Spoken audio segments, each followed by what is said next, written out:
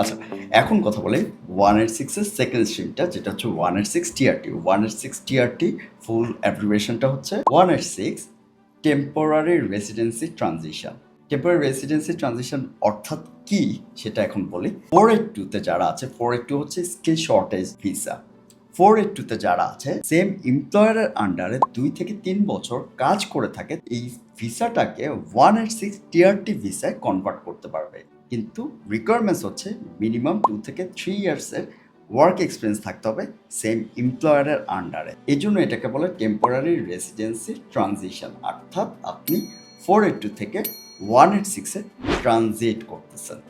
Third স্ট্রিমটা হচ্ছে 186 labour agreement. এটার মানে কি? 186 লেবার এগ্রিমেন্ট অর্থাৎ কিছু স্পেসিফিক ইন্ডাস্ট্রির জন্য 186 এর কিছু এগ্রিমেন্ট আছে, যেটা দিয়ে এমপ্লয়ার তার স্কিলড এমপ্লয়িকে সরাসরি পার্মানেন্ট রেসিডেন্সির জন্য স্পন্সর করতে পারে। এই ইন্ডাস্ট্রিগুলো কি?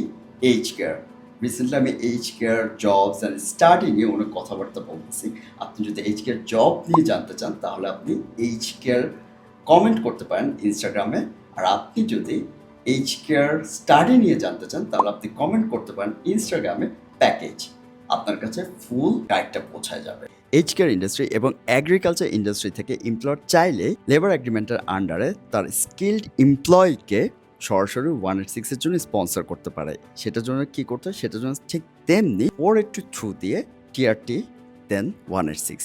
এখন এটার জন্য এমপ্লয়কে কি করতে হবে? এমপ্লয়িকে ফার্স্টে এমপ্লয়ারের আন্ডারে অর্থাৎ স্পন্সার্ড এমপ্লয়ারের আন্ডারে 482 অ্যাপ্লাই করতে হবে।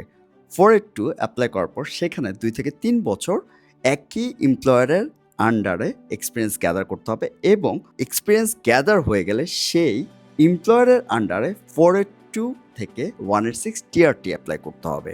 186 টিআরটির সাথে 186 লেবার এগ্রিমেন্টের ডিফারেন্সটা কি? 186 টিআরটি যেটা, সেখানে হচ্ছে 482 থ্রু দিয়ে আসতে হয়। সেই 482 অকুপেশনসগুলো সাধারণত কোর স্কিল্ড অকুপেশন হয়ে থাকে।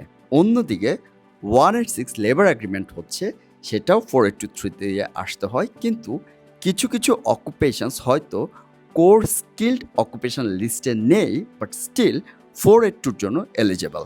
যেহেতু সেই অকুপেশনসগুলো 482 কোর স্কিল লিস্টে নেই, কিন্তু সেগুলো একটা স্কিল অকুপেশন, এই অকুপেশনসের এমপ্লয়ীদেরকে এমপ্লয়াররা যদি স্পন্সরশিপ দিতে চায় বা স্কিল্ড এমপ্লয়িকে যদি এখানে পার্মানেন্ট রেসিডেন্সির সুযোগ করে দিতে চায়, তখন সেই এমপ্লয়ার 186 লেবার এগ্রিমেন্টের আন্ডারে তার এমপ্লয়িকে পার্মানেন্ট রেসিডেন্সির সুযোগ করে দিতে পারে।